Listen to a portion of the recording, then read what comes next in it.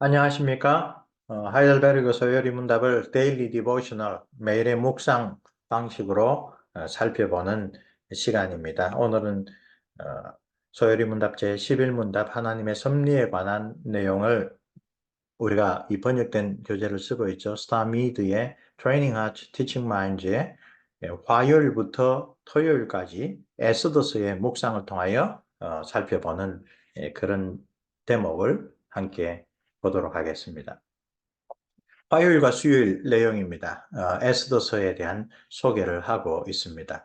그리고 에스더서가 어떤 방식으로 하나님의 섭리를 보여주는지 중요한 등장인물들을 살펴봅니다. 에스더가 있고 그의 삼촌 모르드게, 그리고 모르드게를 아주 미워한 아하수에로 왕의 신복, 그 다음으로 높은 지위를 차지하고 있던 총리 대신이라 할 수 있죠. 하만을 소개합니다.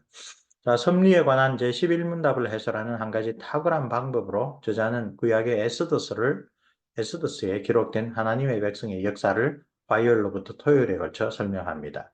에스더스에 기록된 역사는 아브라함의 자손, 곧 유대인을 통하여 세상을 구원하실 메시아를 보내겠다는 하나님의 언약이 가장 위태로운 순간에도 어떻게 지켜질 것인가 하는 구속사적 관점에서 대단히 중요한 의미를 가지고 있는 책이라고 할 수 있습니다.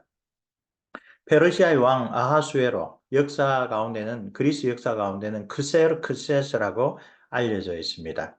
어, 그 페르시아의 대군을 이끌고 그리스의 폴리스들을 침략하려고 했었던 아주 강력한 군주였죠. 그 시절에 새로운 왕비를 선택하는 일로 시작된 이야기입니다. 유대인 처녀 에스더와 그의 삼촌 모르드게를 중심인물로 소개합니다. 모르드게는 아하수에로 왕에 대한 암살 모의를 적발하여 왕후 에스더를 통하여 고발하여 왕의 목숨을 건졌는데, 그 당시에는 아무런 포상을 받고 보답을 받지 못하지만 이 일이 궁중 일기에 기록되어 있다라고 언급됩니다. 이것이 아주 중요한 후에 일어날 사건들의 복선이 되죠. 아하수에로 왕의 총애를 받는 하만은 그가 그 큰 제국에서 두 번째로 높은 사람인데 웬일인지 자기에게 인사를 하지 않는 모르드게에 대하여 앙심을 품고, 그 개인적인 원한이 점점 더 커져서 모르드게가 속한 유대인 전체를 죽여버리려고 하는 악한 계획을 세웁니다. 여기서 어, 이 개인적인 원한을 왜 합법적인 방식으로 풀지 않는가? 우선 성경은 말하지 않습니다. 모르드게가 왜 다른 사람 다 인사하는데 유독 자신만은 하만에게 인사를 하지 않았는지는 알 수 없습니다. 여러 가지 그 설명이 있지만 성경은 분명히 그 이유를 밝혀주지 않습니다. 그러나 그것만큼이나 성경이 분명히 이야기하지 않는 것. 그래서 행간을 좀 읽어야 될 것이, 하만은 만약에 자기가 그 제국의 2인자로서 자기에게 인사하지 않는 모르드게를 합법적으로 벌할 수 있었으면 그렇게 합법적으로 벌을 하면 되는데, 왜 그러지 않고 모르드게를 죽이려고 하고 나아가서는 모르드게가 속한 유대인 전체를 죽이려고 했을까? 이것도 이해되지 않는 일입니다. 그래서 구약학자들은, 또 성경학자들은 이 하만이라고 하는 자가 타락 이래로 계속되었던 이 사단과 하나님 백성 사이의 그 대결을 표현하는 인물이다. 즉, 어떻게 해서든 하나님의 구약의 구속의 언약, 메시아를 유대인들 아브라함의 자손을 통하여, 다윗의 자손을 통하여 보내시겠다는 것을 좌절시키려고 했던 그런 세력으로 보입니다. 역사적인 인물이지만 그가 그런 일을 맡았다는 것이죠. 그로 말미암아 나라를 잃고 이방 땅에 잡혀와 살아가는 하나님의 백성에게 절대절명의 위기가 닥칩니다. 하만이 왕의 명령을 받아내는 거죠. 목요일로 넘어갑니다. 하만은 막대한 돈을 아하수에로 왕에게 바치고 제국에서 모든 유대인들을 죽이려는 자신의 계획을 공적으로 승인받는다. 여기서 역사적인 사실성과 관련하여 아주 중요한 언급이 있죠. 왕이 인장반지로 찍은 것은 설령 나중에라도 왕 자신도 철회할 수 없다라는 바벨론의 법을 따라 이제 이 일은 뒤집을 수 없는 결정이 되어버렸습니다. 모르드게와 모든 유대인 백성들은 그것이 조서의 왕의 인장이 찍힌 걸 알고 옷을 찢고 제 위에서 눈물을 흘리며 기도하죠. 그 소식을 들은 에스더가 물어봅니다. 모르드게가 하만의 악한 계획을 에스더에게 전달합니다. 제국의 법률에 따른 사형의 위험을 무릅쓰고, 즉 에스더가 왕에게 나아가서 이 명령을 철회해 달라고 부탁해야 되는데, 이 바벨론 왕궁의 법도는 왕이 부르기 전에 왕비가 찾아갔다가 왕이 그것을 사후승인, 즉 규라고 하는 왕의 지팡이를 내어주지 않으면 사형당한다. 에스더는 그런 왕실 법도를 알고 그것을 말하지만 모르드게는 아주 분명하게 이야기를 하죠. 네가 왕후의 자리에 앉은 것이 이때를 위함이 아닌지 누가 알겠느냐? 강력하게 권면합니다. 그래서 에스더는 자기가 사형당할 위협을 무릅쓰고 모든 유대인들의 생명을 구하기 위하여 아하수에로 왕 앞에 나아갈 것을 결심합니다. 그리고 모르드게와 모든 유대인들의 중보 기도를 부탁합니다. 모르드게는 하나님의 섭리를 이해하였고, 이것은 이제 저자의 스타미드의 해설입니다. 하나님의 섭리를 이해하였고 메시아를 보내실 하나님의 계획을 성취하기 위하여 하나님께서 친히 유대인들을 보존하실 것을 알았습니다. 지푸라기라도 잡으려는 그런 심정으로 한 일로도 해석될 수 있지만, 그러나 네가 왕후의 자리에 앉은 것이 이때를 위함이 아닌지 누가 알겠느냐? 하나님께서 그 백성을 지켜주시리라. 그 일에 네가 쓰여질 줄 어떻게 알겠느냐? 그러한 의도로 해석을 하는 것이죠. 아하수에로 왕에게 에스더가 허락 없이 나아갔을 때 왕의 반응은 지극히 호의적이었는데, 왜냐하면 그때 왕은 에스더를 지극히 사랑스럽게 여겼기 때문이다. 이 사람의 마음, 이 배후에서 왜 왕은 그때 화가 났을 수도 있고 뭐 만사 귀찮을 수도 있고 그랬는데, 그때 에스더를 아주 사랑스럽게 여기는 마음이 들었다.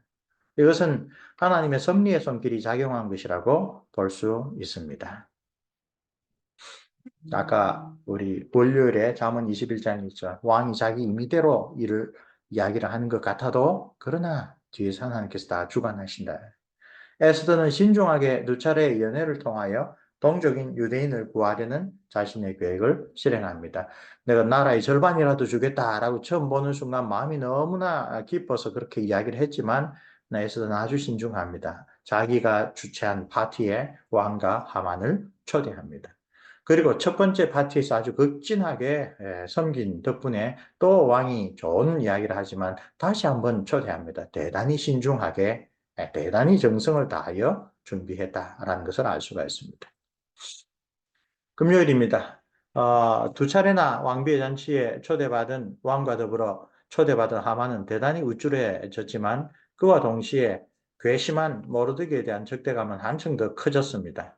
그리고 그 집에서 그의 아내가 더 기다릴 필요 없이 모르드게를 당장 교수형에 처하라 하고 집에 교수대까지 만들어 놓는 그런 것에서 이들의 적대감이 좀 상상 이상이죠. 이 뒤에 유대인을 말살하여 하나님의 구속의 계획을 흔들어 놓으려고 하는 그 악의 세력이 있다라는 것을 보여줍니다. 왜 이렇게 적대감이 지독한지 놀랄 정도입니다. 그런데 모르드게를 교수형에 처하려던 바로 그 계획이 완전히 수포로 돌아갔을 뿐만 아니라 그의 악한 계획이 오히려 그 자신에게 미쳤습니다. 어떤 일이 일어났습니까? 교수대를 세우고 다음날 아침 일찍이 왕의 허락을 받으려고 입궐했는데, 그 전날 밤 아수에로 왕은 밤에 잠이 들지 못했습니다. 잠이 들지 못하면 뭐 파티를 열 수도 있고 다른 거 다 할 수 있는데, 공교롭게도 역대 일기를 가져다 읽게 했고, 또 공교롭게도 역대 일기 가운데 모르드게가 이 모반을 미리 고지하여 자기의 목숨이 건짐을 받은 사실을 읽게 됐고, 그 이야기를 읽고는 곧 이 모르드게에게 상을 내렸느냐 확인을 그때서야 합니다. 상을 주지 못했다라는 것을 알자 아침 일찍 모르드게를 교수형에 잘 허가를 받으러 들어왔던 하만에게 오히려 모르드게를 그 제국에서 왕이 가장 높이 칭찬하는 사람이다라고 알리는 방식으로 하만이 모르드게를 술에 태우고 시내를 돌아다니게 만들죠. 에스더스에서는 야훼 하나님의 이름이 전혀 나타나지 않습니다. 에스더스의 시대에는 구약의 이스라엘 나라, 즉 구약의 교회가 완전히 망해서 그 백성들이 포로로 잡혀가 있는 시대입니다. 그러나 이런 가운데도 언약의 하나님은 이런 놀라운 섭리를 통하여 자기 백성을 보존해 주셨습니다. 그리하여 모든 유대인들을 학살하기로 한 하만의 계획은 아수에로 왕의 또 다른 칙령에 의하여 유대인이 자신을 방어하고 그 원수들을 징벌할 권리를 부여하는 또 다른 칙령을 선포함으로 수포로 돌아갔습니다. 이 제비를 뽑다라고 하는 그것의 복수죠. 부림이라고 하는 이스라엘 역사의 아주 중요한 구원의 날이 이 기원을 가지고 있습니다.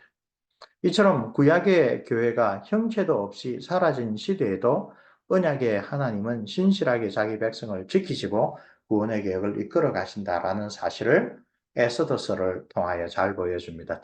성경 다른 곳에서도 이런 것들을 잘 볼 수 있지만 특별히 아주 에스더서가 두드러지는 것은 겉으로 드러나는 하나님의 어떤 사역, 하나님의 이름이 언급되는 일들, 이런 것이 전혀 없는 그런 시대, 그런 형편에서도, 즉 이스라엘 백성들이 하나님과의 언약을 어긴 그 대가로, 그 마땅한 보응으로 포로로 잡혀가 있던 그 시절에도 하나님께서는 자기가 언약하신 구원의 약속을 지키시기 위하여 이방의 왕들을 들어 서셔서 또 신실한 자기의 백성들의 헌신을 기쁘게 받으셔서 구원의 역사를 베푸신다. 섭리에 대한 아주 좋은 사례로 우리 자녀들에게 특별히 이 소요리문답, 11문답의 섭리를 가르치면서 에스더서를 이런 관점에서 잘 가르치는 것은 상당히 도움이 됩니다. 자, 교리문답으로 배우는 장로교 신앙에서 아까 우리 하이델베르 교리문답이 27문답에서 섭리에 대한 정의와 해설, 28문답에서는 그것이 우리에게 어떤 유익을 주느냐, 하나님의 섭리를 아는 것이 우리에게 어떤 유익이 됩니까? 를 묻는다고 그랬죠. 이게 하이델베르 교리문답의 목회적인 오리엔테이션을 다시 잘 보여주는 질문 중에 하나입니다. 28문답은 하나님의 섭리를 아는 영적 지식이 주는 유익으로 인내와 감사를 먼저 말합니다. 전능하신 하나님, 신실하신 아버지의 섭리를 신뢰하는 그리스도인들은 어떤 역경 속에서도 인내할 수 있습니다. 성경이 말하는 인내는 무조건 참는 것도 자포자기도 아닙니다. 발라는 인내는 연단은 소망을 이룬다는 사도 바울의 말처럼 영적인 열매를 맺는 인내입니다. 시련에 처했을 때 믿음이 떨어지지 않고 오히려 이 풍랑 인하여 더 빨리 하나님께 나아가는 더 높은 믿음으로 성화됩니다. 그러므로 하나님의 섭리를 믿는 믿음은 역경에 처한 그리스도인에게 인내라는 소중한 열매를 맺게 해줍니다. 특히 이 세상에서 악인들이 오히려 번영하고 올바르게 살아가려는 의인들이 도리어 고난을 당할 때, 그렇죠? 그리스도인들이 경건하게 살려다가 도리어 역경에 처해 있을 때 하나님의 섭리에 대한 믿음이 주는 인내의 열매는 참으로 소중합니다. 섭리에 관한 성경의 가르침을 아멘 하고 받아들이지 않는다면 보통 어떻게 될까요? 역경이 찾아왔을 때 실망합니다. 하나님에 대한 믿음이 꺾입니다. 하나님이 계신지 모르겠지만 나를 사랑하지는 않는구나 라고 스스로 자포자기할 수 있습니다. 아니요. 하나님께서는 전능하시고 거룩하시고 지혜롭게 모든 일을 섭리하시고 그 섭리의 대상에는 나도 포함이 된다. 하나님의 자녀인 나도 하나님의 섭리의 대상이 된다. 그리고 이 세상에서는 혹시 우리가 기대하고 사람들이 원하는 대로 되지 않더라도 하나님께서는 영원한 생명 가운데로 반드시 우리를 인도하신다. 이런 섭리에 대한 신앙, 또 하나님에 대한 사랑과 소망, 그런 것이 얼마나 우리에게 큰 위로가 되는지 가르쳐 줍니다. 반대로 형통할 때에도 섭리를 믿는 참된 신앙은 빛을 발합니다. 하나님의 선물들을 진심으로 감사하는 올바른 반응을 우리 속에 불러일으키기 때문입니다. 그래서 사도 바울의 권고대로 그리스도 예수 안에서 우리를 향한 하나님의 뜻대로 범사에 감사하는 그리스도인이 되게 합니다. 하나님의 섭리를 올바르게 알지 못하면 형통할 때에 종종 배은망덕한 삶에 빠져들 수 있습니다. 우리 가운데 많은 사람들이 안타깝게도 교회 지도자들이라고 하는 많은 사람들이 이런 잘못에 빠지죠. 네? 하나님의 선물로 주신 것들에 도취하여 정작 그것을 주신 하나님께 감사하지 않고 그 주신 뜻을 깨닫지 못하고 탕자처럼 살아가기 쉽습니다. 그러나 섭리를 아는 지식은 형통할 때에도 우리를 교만한 자리에 빠져들지 않도록 지켜주며 감사의 삶이라는 은혜에 합당한 열매를 맺게 해 줍니다. 그렇죠? 그러니까 섭리를 정말로 진지하게 생각하고 하나님이 나를 사랑하시고 그 하나님께서 정말 지혜롭고 거룩하고 능력 있는 손길로 우리의 삶을 주장하시고 인도하신다. 환난의 때든지 형통할 때든지 그런 하나님을 바라보는 믿음이 우리에게 아주 귀합니다. 섭리에 관한 지식은 따라서 지적으로 뭐라 할 것이 아니라 내 평소의 삶의 태도에 직접적으로 교훈을 주는 그런 교리라고 할 수 있습니다. 자, 이것으로 웨스트민스터 소요리 문답 제11문답 섭리에 관하여 묵상을 마치도록 하겠습니다. 그 다음번은 섭리에 대한 구체적인 적용, 사람에 대한 섭리, 우리 다음 시간에 함께 나누겠습니다. 수고들 하셨습니다.